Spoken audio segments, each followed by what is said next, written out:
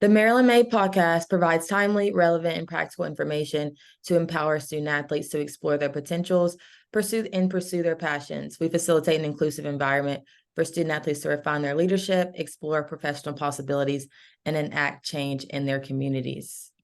On today's episode, we have Jackie Albanes, a clinical social worker for sports psychology from our sports psychology team at the University of Maryland.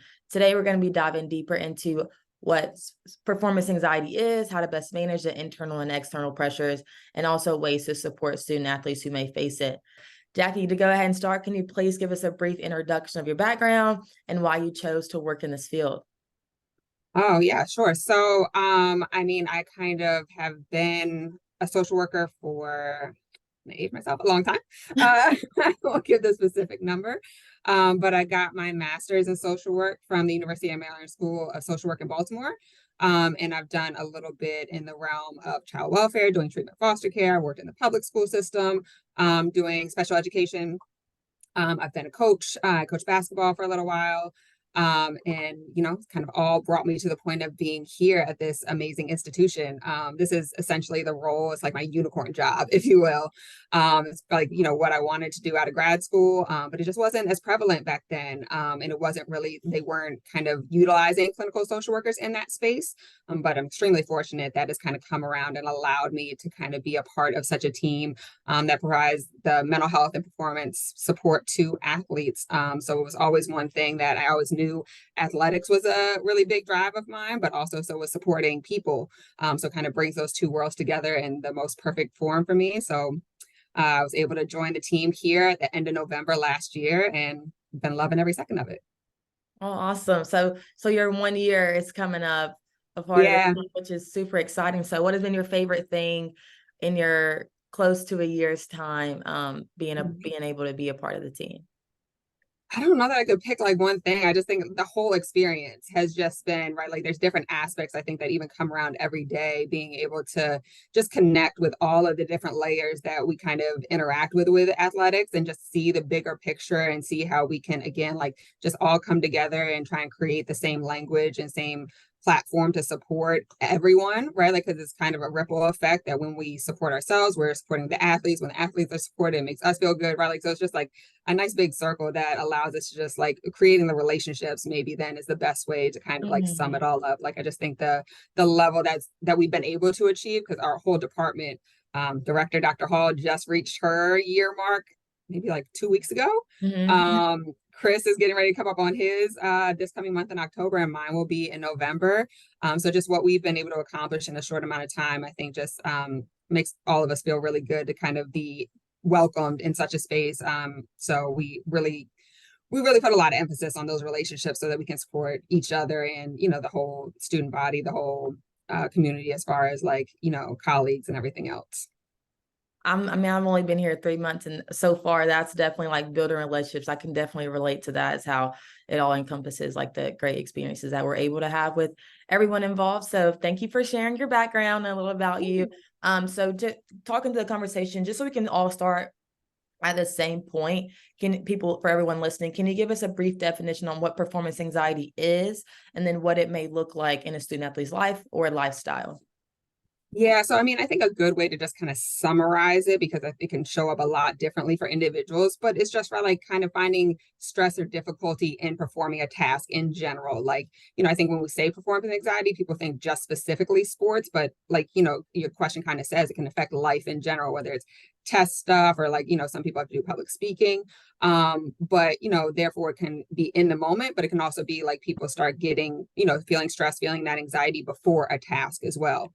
Um, so whether it's just kind of the butterflies, right? Like of like, okay, like I'm nervous, but I have trust in myself, or it's kind of getting to the point of feeling like we're going to fail, humiliation, things like that. And so it can kind of show up whether some people end up getting like physical symptoms, right? Like that anxiety turns into the physiological of like nausea, headaches, things of that nature. And it can also kind of affect relationships with ourselves and with other people if we start to kind of withdraw a little bit or we're starting to shut down, or kind of finding it difficult to focus, finding difficulty in having like motivation to do even what we kind of want to do, because we're just nervous about what the pressures of, the performance and kind of how it's going to go, and all those things kind of come together. Awesome. Thank you for that. So as Jackie was just describing, what it is, what it may look like. Just want to dive a little bit deeper into what the different factors first. So a little bit of internal versus external. So can you give a few examples of maybe some internal factors that may cause student athlete to experience performance anxiety? Yeah, right. So it can kind of come from a multitude of spaces in our life. We can be stressed about academics, so we're overthinking that while we're trying to go into something non-academic, right, like our sport, and we're not able to kind of give our direct and full focus to that. So we're going to kind of be thrown off a little bit.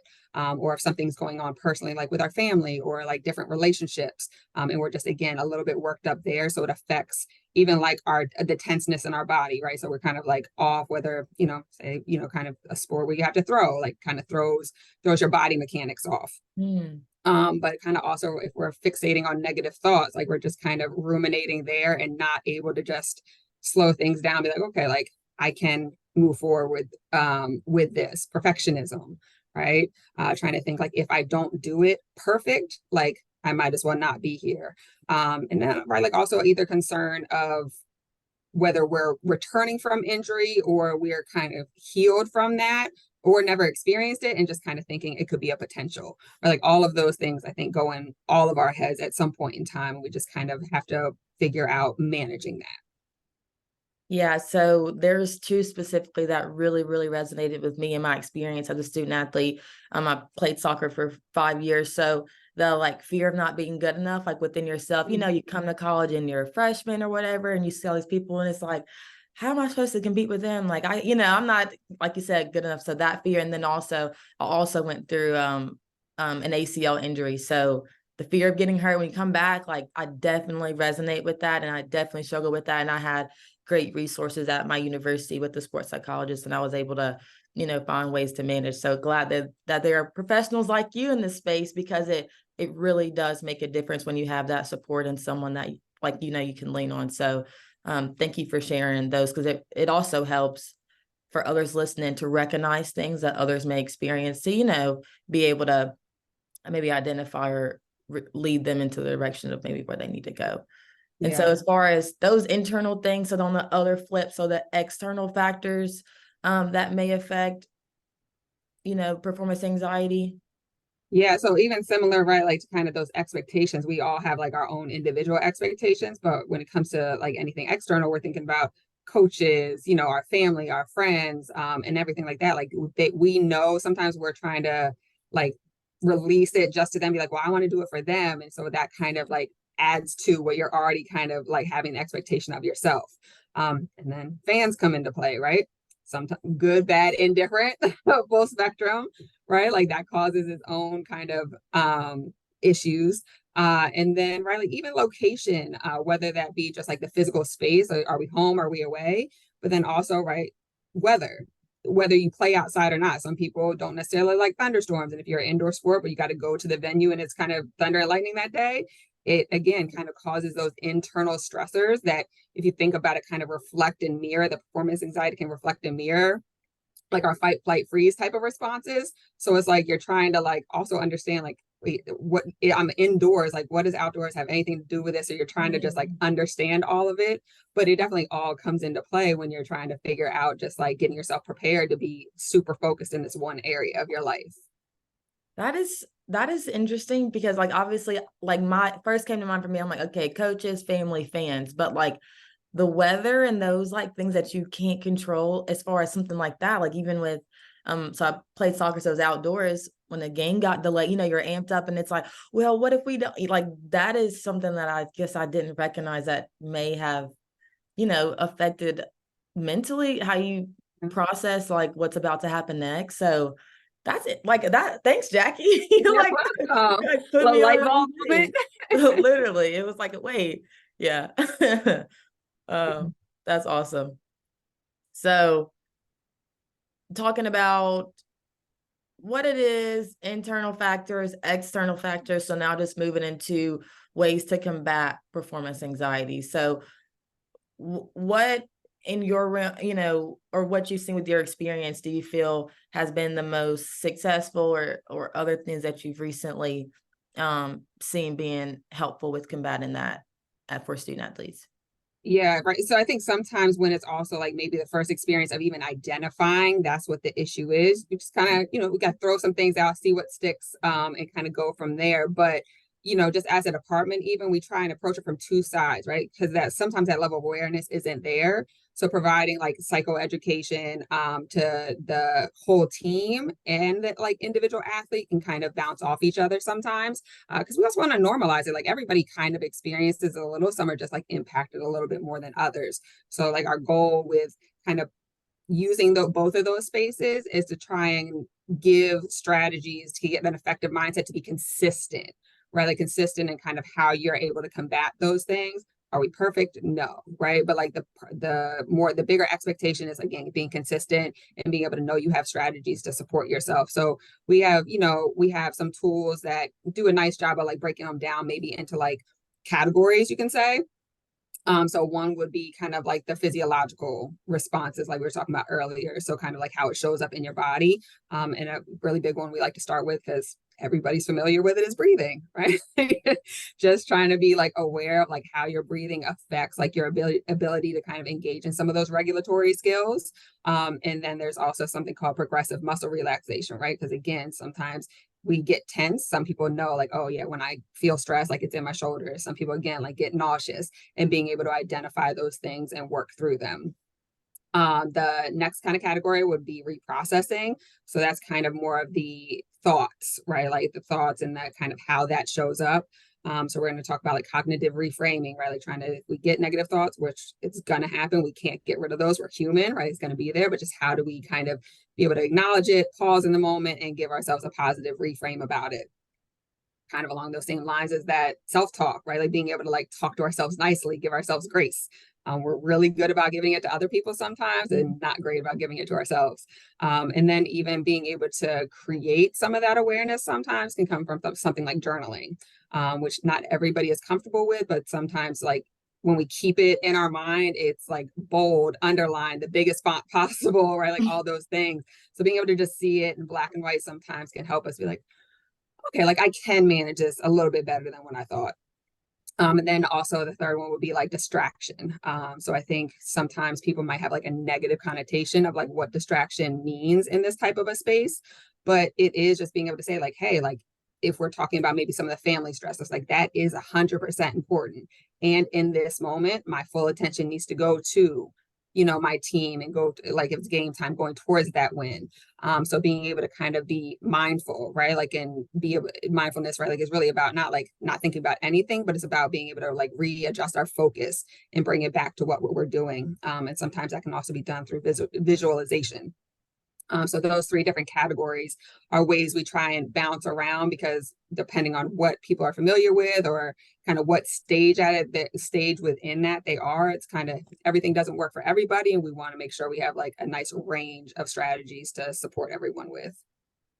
Yeah, something that I really like that you said was like, it's going to look different basically, like for everyone. Like that's the beauty, is that, I mean, having a resource like you, you're able to provide what that specific student needs. And I think that that is so important, because we might see, our teammates may be meditating over here, or this teammate maybe have their headphones in, like, or, watching a movie or whatever, like the distraction piece in a positive way, like that whoever's listening just knows that's important to know that the way that combat this could look completely different than others, and that's completely okay.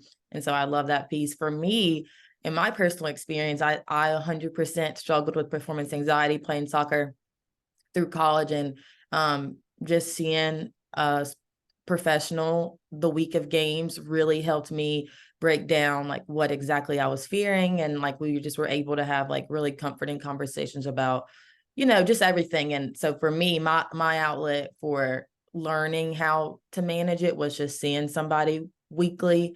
And so that really helped my whole experience, but also my life in general, because you build that relationship. And so once I was done, I was still able to have those great conversations and then figure out how to manage regular like performance anxiety outside of sport. Like I had a Yeah. presentation a few days ago, and going back to those times where it feels like you're competing, but my life looks different now. So this is a great conversation for me, and very like I don't know, I just relate to a lot of things that you're saying, and learning how to use them in my life now that it looks different than being a student athlete. So thank you for those great resources and options and reminders. So talking about how, if you are facing it, how, but then on the flip, the support piece. So like, I think you pretty much explained how our sports psych staff assist the student athletes moving through that with those 3 different things, but how can coaches maybe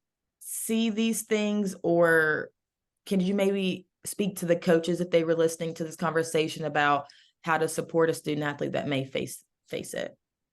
Yeah, and we kind of touched on it earlier, but I think, right, like being able to have, and I know it's hard for coaches, right? They have so many responsibilities and some teams are really big, so it's kind of difficult. But as much as possible, being able to just establish like a personal relationship, right? Because therefore you're able to kind of know how the student athlete responds to things normally. So therefore, right, like when the time comes that you're kind of noticing difference in like their kind of physical like expression, right? Like are they stiff? Are they kind of hesitating in a certain type of way? You can pick up on those small cues. You can pick up on like any emotional changes. You can pick up on behavioral changes.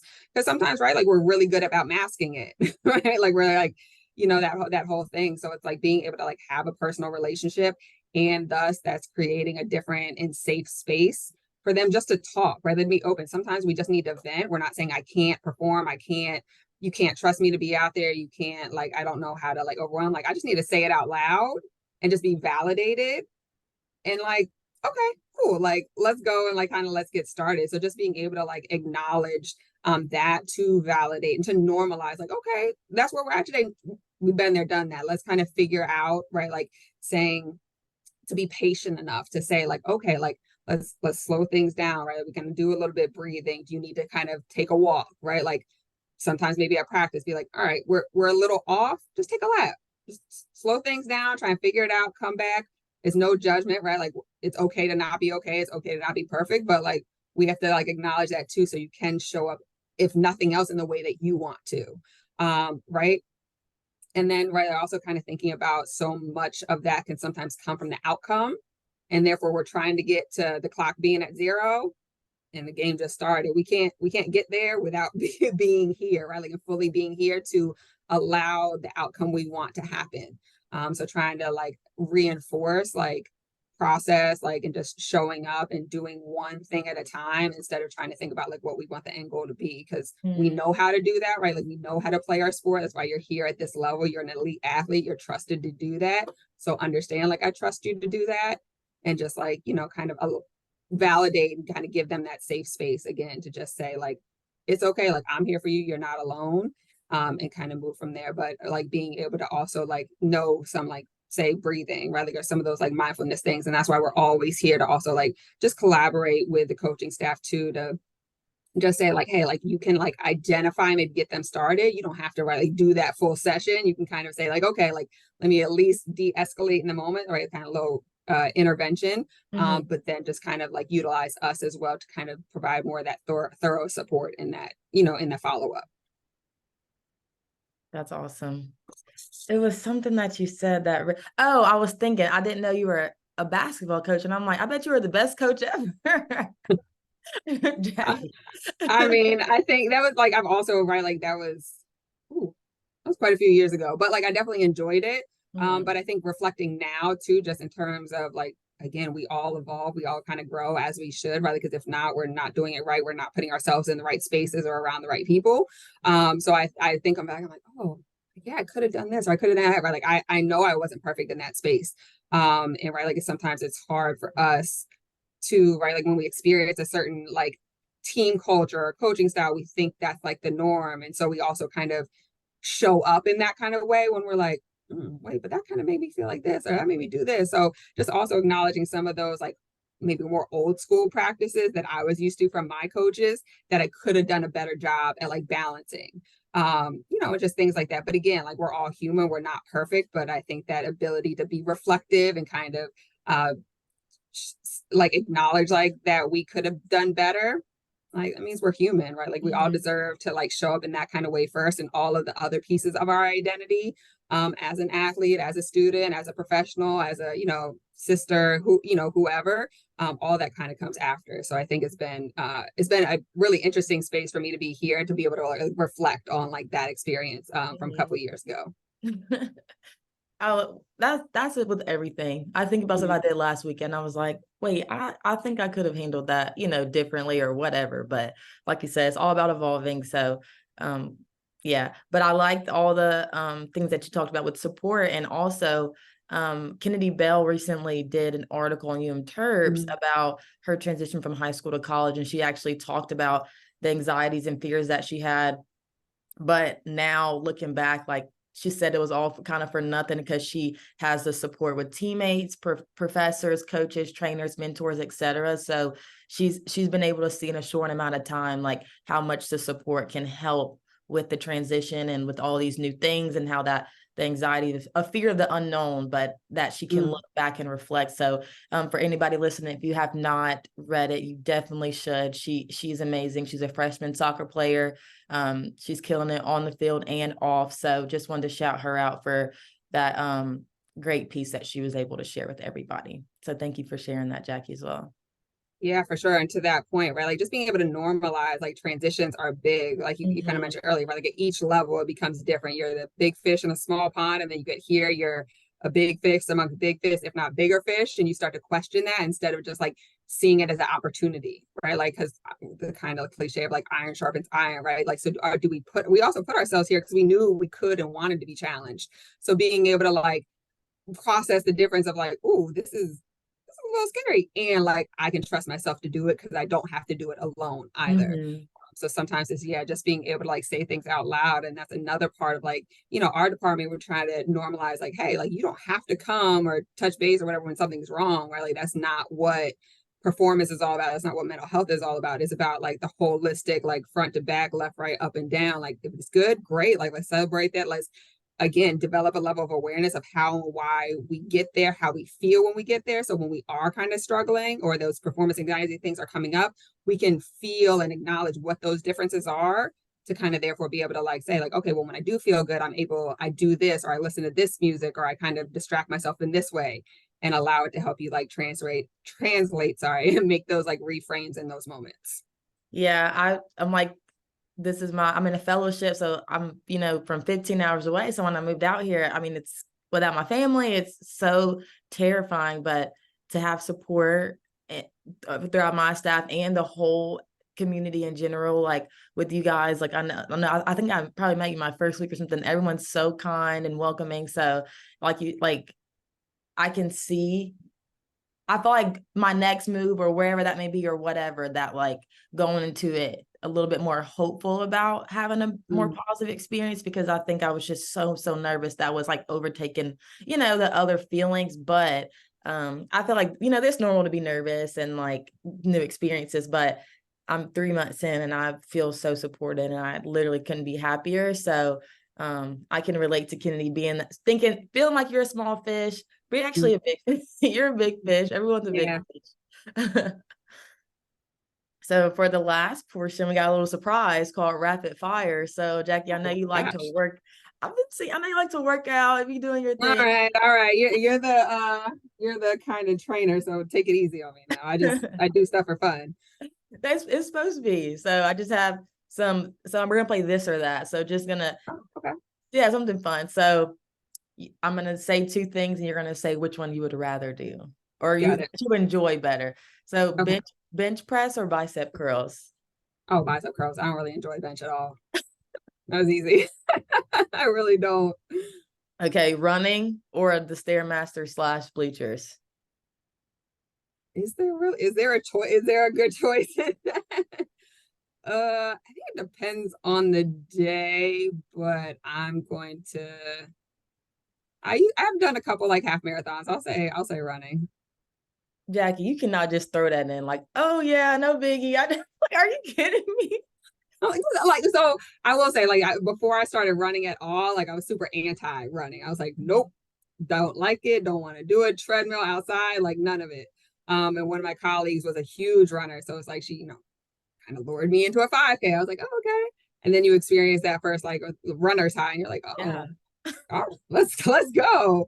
Then I just kept up in the ante. So yeah, so it was a different experience. It's something that I think about like often. I'm like, oh, I could, but then that's not necessarily 100% where my focus is. So I haven't really run in a while, but I did have a period of time where I was, yeah, races were my thing. That's fire. Yeah, We might have to go to a 5K or something. They have them in.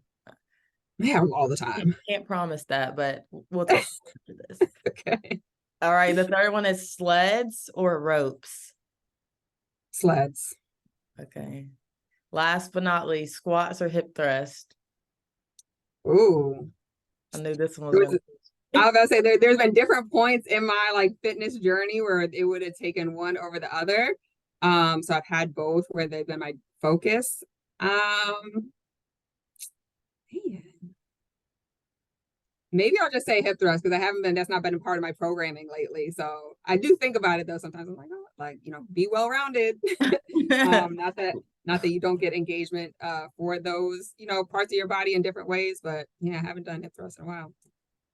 Just squatted yesterday though, so I know it's I don't know the bicep curls. You lost me there, but everyone else, all the other ones, I agree with you. You lost me on the curls. So you like bench? I probably I just can't really curl that great, but it's okay. I'm not Like, not oh, you gotta do the side angle so you can see the benefit. You can see what you're the doing. pump. That's Yeah. funny. But Jackie, thank you so much for participating. Like, I really appreciate it. I know you're so busy. You're involved in so many different things. So I just appreciate you taking your time today to have this great conversation and continue to work towards destigmatizing mental health in our student athletes. But before we wrap up, can you please share with our listeners how they can follow you with updates or reach out to you or other mental health resources? So whether that's Yeah. LinkedIn, IG, email. Yeah, for sure. So, I mean, and again, thank you for inviting me and like kind of giving the space to have these conversations too from a different lens that's not just like, sports, like kind of putting all of it out there, like just bringing it kind of to a bigger picture. So, we definitely appreciate you guys all the time for that. So, we have a UMD Sports Psych on IG. So, it's literally at UMD Sports Psych. Myself, I'm at Jackie_LCSWC. Email JALBANE one at umd.edu. And then like I'm in Gossett, come on by anytime. We love people like, I know it happens to you guys on the other on the other side of the hallway. Just stop in, just say hi, right? Like again, it doesn't have to be anything major. We're just here to support you, celebrate you, and do all those things. So any way you want to reach out, don't hesitate. Great. I literally will see I'm like waving through the study. I'm like, hey Jackie. Yeah, But for sure. to all our student athletes listening, please take advantage of the resources that you have. Like the sports psych team is amazing, and I know for a fact that they do everything that they can for you guys. So please use that because once you leave the institution, hopefully having the tools to whether that's continuing to see someone professionally or not, but definitely using it while you're here because you got some great folks in your corner. And to all of our Maryland student athletes listening, a few upcoming events. So the podcast drops every Monday at 9 a.m. We have ACE the interview, some career readiness happening on October 10th, 7 to 8:30. And then another career readiness branding and storytelling on October 11th from 7 to 8, both in Gossett Hall. If you have any questions, you know where to reach us. So Jackie, hope you have a great rest of your day. And podcast listeners, see you next week. All right, thanks, Lonnie. You too.